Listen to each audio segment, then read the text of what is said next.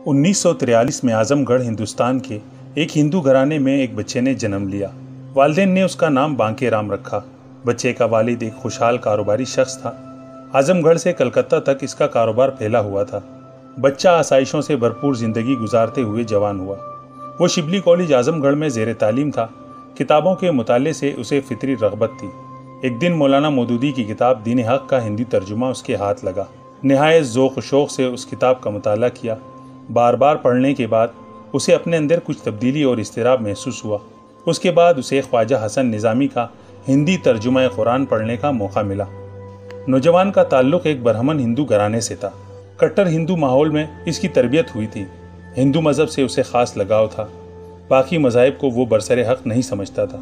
इस्लाम का मुताला शुरू किया तो कुरान की आयत उसकी निगाह से गुजरी। अल्लाह के नज़दीक पसंदीदा दीन इस्लाम है।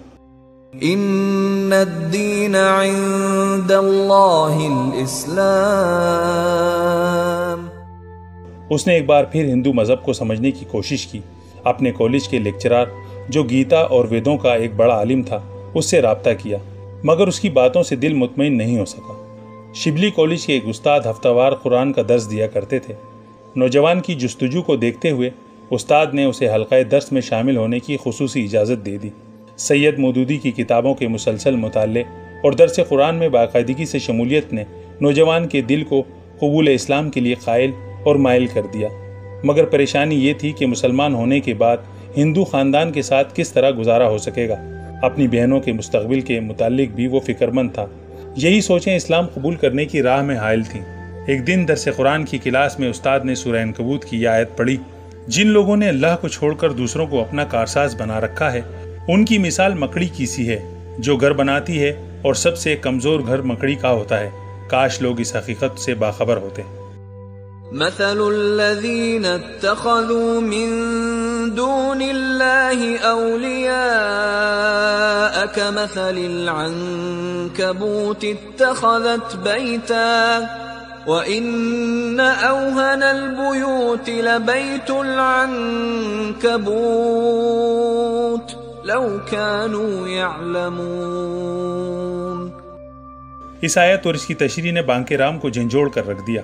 उसने तमाम सहारों को छोड़कर सिर्फ अल्लाह का सहारा पकड़ने का फैसला किया और फौरी तौर पर इस्लाम कबूल कर लिया। उसके बाद उसका बेशतर वक्त सैयद मौदूदी की किताबें पढ़ने में गुजरता। नमाज के वक्त खामोशी से घर से निकल जाता और किसी अलग थलग जगह जाकर नमाज अदा करता। चंद माह बाद वालिद को खबर हुई तो उन्होंने समझा कि लड़के पर जिन भूत का साया हुआ है।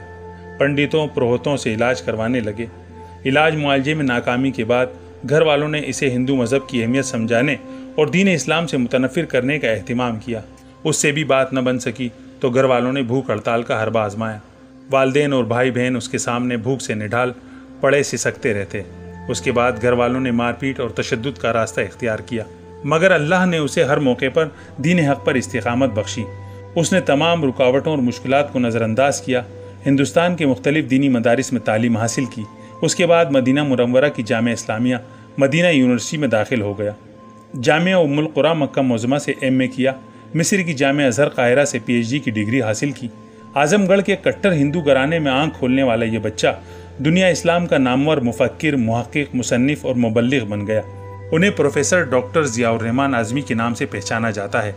उनकी किताबें हिंदी, अरबी, अंग्रेज़ी, उर्दू, मलाई, तुर्क और दीगर ज़बानों में छप चुकी हैं। इंतहाई सआदत है कि डॉक्टर साहब ने सही हदीस को मुरतब करने के एक इंतहाई भारी भरकम तहकीकी काम का बेड़ा उठाया और अल-जामिउल कामिल फ़ी हदीस सही अश-शामिल को 20 बरसों की मेहनत के बाद पाए तकमील तक पहुंचाया, जो 16,000 सही हदीस पर मुश्तमिल है। इसके 6,000 अब्वाब हैं। इसका पहला एडिशन 12 जबकि दूसरा एडिशन इजाफात के साथ 9 ज़ख़ीम जिल्दों पर मुश्तमिल है। ऐसा काम जो बड़ी बड़ी जामियात और तहकीकी इदारे नहीं कर सके, एक शख्स ने तने तनहा कर डाला। उन्होंने 10 साल की अनथक मेहनत के बाद हिंदी ज़बान में कुरान मजीद इंसाइक्लोपीडिया की तसनीफ़ भी फरमाई। ये किताब कुरान पाक के तकरीबन 600 मौज़ूआत पर मुश्तमिल तारीख़ हिंद की अपनी नौइयत की पहली किताब है। गुज़िश्ता कई सालों से वो मस्जिद नबवी में हदीस का दर्स दे रहे हैं।